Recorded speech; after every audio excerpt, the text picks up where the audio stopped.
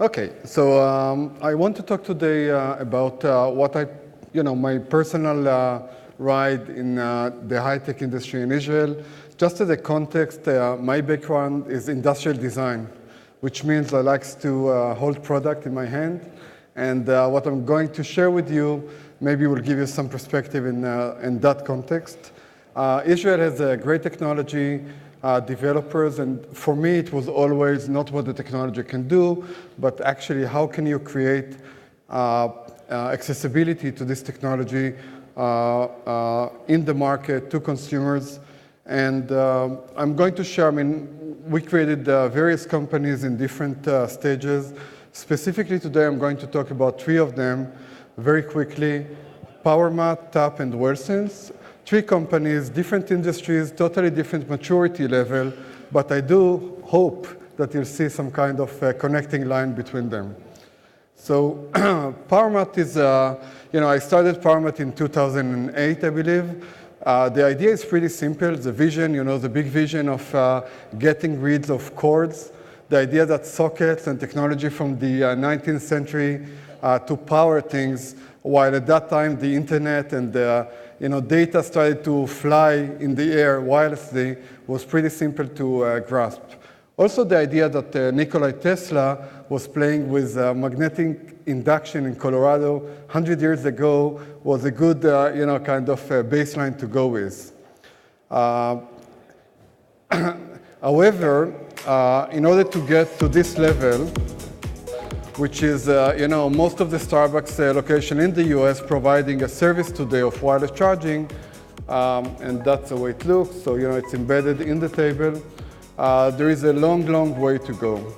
And I want to share with you a little bit of how we did, what we did, and how in real life, despite the fact that you have an amazing vision and even an amazing technology from Israel, it's not that easy to take it to mass adoption. Specifically, we're talking about energy and legacy system as simple as socket in the wall that everyone knows and appreciates. Okay, so one concept. So you have a great technology. You can embed, wireless charging technology into device and into a surface, and instead of carrying around the cord and look for socket that I'm sure everybody knows going through airports or hotel rooms, right? It's some Israelis actually unplug, and those days of different plugs to different countries, encourage creativity, I would say. What we took from that is that in the mobile environment, it's important not only to have a good technology, but actually create relevancy. What do I mean by relevancy? If the center of this concept is a consumer with a mobile phone, how do we make sure that just like the internet, the consumer can expect to get his device charged wherever he is? So if he's going to Starbucks, okay, you place your phone on the table, you can expect to get your emails downloaded to the phone and also your battery to fill up.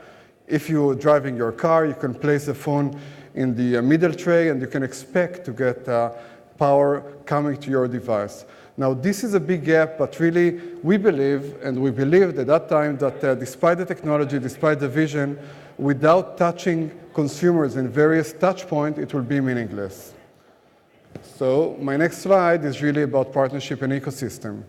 So rather than being vertically integrated company that brings the vision, technology, implementation, consumers, touch points, we had to go to every place that represents where the consumer is spending time. So Starbucks, GM, AT&T, Samsung, P&G, et cetera, et cetera. We had to create a coalition of people that could believe that there is a business model and there is value for their consumers to get this service. For instance, Starbucks is very much known for the kingmaker of the Wi-Fi service. They were the first people, I believe, that create accessibility for Wi-Fi. And at that days, I don't know how many of you remember, there was a little dongle that we had to stick into the computer. Following their announcement, Wi-Fi chips were embedded and the industry took off. So Starbucks is a place where people are spending a lot of time. The same with automotive, but they need a device that actually is capable of getting the charging. So, I can just tell you that Samsung already shipped hundreds of millions of phones with wireless charging capabilities. We just heard rumors from Apple that they're going to join this club. And this is done by an industry. So again, we have a vision, changing sockets, technology. We need to take it to market, but then to be relevant, you need to work with a lot of people. And this is what we've done. So for a technology company from Israel, when we started, we talked about patent, we talked about how many volt, how many watt. We had the little screw testers to check the current. Now we needed to create a business model that actually fit this service. So the dashboard that companies like Powermat that are providing now a utility service, conditional access to power, just like Wi-Fi, talking in terms of minutes of charging, sessions, time of charging. I mean, you can see that the peak time of charging is 3 to 6. Now, if you think about it, it makes sense. You're leaving your home with a full battery. You're doing a lot of smartphone-enabled application, and then the battery is starting to go down. So we see significant usage around this 3 to 6 times. How can you monetize it? That's the next thing. Well, today, Powermat has like 3 million users that are consistently using this service around many locations in the US. And looking forward, if we're successful, we can expect a big community of consumers that are getting service at the point of that they need it, with a business model that is very much known from the user community model. So you can talk about giving something in order to get something. So sponsorship, user monetization, data, etc., will come to play. Okay, so that's number one. Powermat, we started in 2008. Big vision, technology, totally different business model after we partner with consumers. And the key learning for me was to create this ecosystem where there is a business model where every participant in this experience can believe at least that he's making something better for his customers. Will it change the world? I think so. I think that in a few years there will be no more sockets in public spaces, and if you follow the Wi-Fi trend, it started in public places, enterprise, and then everybody at their home has wireless charging. I think that the recent announcement from Apple actually may give a big push for that, and analysts talking about the wireless charging market in terms of, I believe, exceeding $30 billion market by 2020. Number two, this startup called WellSense. It's a pretty mature company. I started in 2009. The trigger to start this company was that I read in the paper on one of the flights that Medicare is not going to reimburse for what they call never event. Never event are things that are preventable, that you can prevent. Number two, I believe, on the list was bed sore. Bed sore is it's a terrible sore that actually there are about 60,000 Americans dying every year from bed sore, believe it or not. And how do you get a bed sore? If you're immobile and you're being positioned on the same position for a long time, and you're not being moved or flipped, you get a bed sore. It's terrible, terrible pain, huge amount of cost. I read this and I said to my technology partner, Amir, I said, listen, it doesn't make sense. I mean, 60,000 people are dying. There is a technology that can at least guide or give some help to caregivers that I'm sure wants to do a good job to get rid of this thing. Before I show you the solution, I just want to say that actually Medicare is playing a very, very big role in pushing technologies in, because they said, you know what, if you're in the 25% bottom hospitals with incident of bed sore, you're going to be penalized. penalized in a very, very painful way, up to 2% of your top line, which is a very big motivator for hospitals to start moving. Also, I want to say that the average cost of a bed sore treatment is $129,000. Plus, there is a huge amount of litigation that are normally ending up with a lot of the hospital paying the ones that the plaintiffs.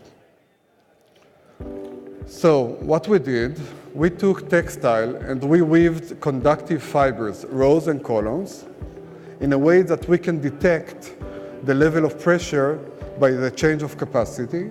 We connected it to a beautiful tablet that gives real-time pressure mapping to the caregiver to see where is the problem. And in real-time indication that the caregiver took care of the problem or not. So again, the idea was to take textile and weave conductive fibers. That was in 2010. Today, everybody is talking about it in terms of smart textile, which is interesting. We sent a signal between all the rows and columns, and we read back the change in capacity in real time and convert it into a color map that relates to some kind of a benchmark. The product is a tablet that is giving the caregiver a real-time mapping, but also the history of a body posture and body position. So we can track not only what's going on before, but a set patient that went through an operation and then post-op and then ICU and was released. We know what's going on with this patient. Clearly, this bed is now connected with IoT module, which is another kind of interesting thing that we didn't think of, to a central management system.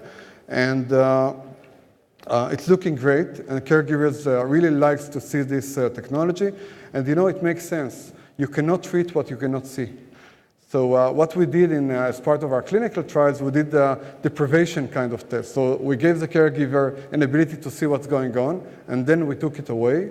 And it was very interesting to see that this is becoming a very simple method where caregivers see what's going on, take care of it, and over 8, I think, clinical trials, including peer review, and metadata analysis by Johns Hopkins